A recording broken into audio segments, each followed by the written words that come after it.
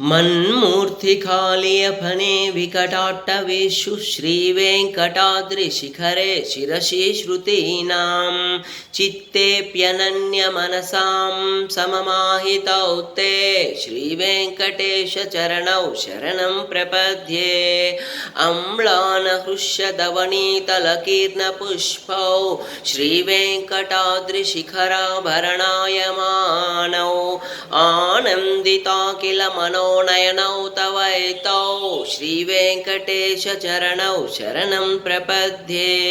प्रायः प्रपन्नजनता प्रथमावगाह्यौ मातुस्थनाविव शिशोरमृतायमानौ प्राप्तौ परस्परतुलामतुलान्तरौ ते श्रीवेङ्कटेशचरणौ शरणं प्रपद्ये।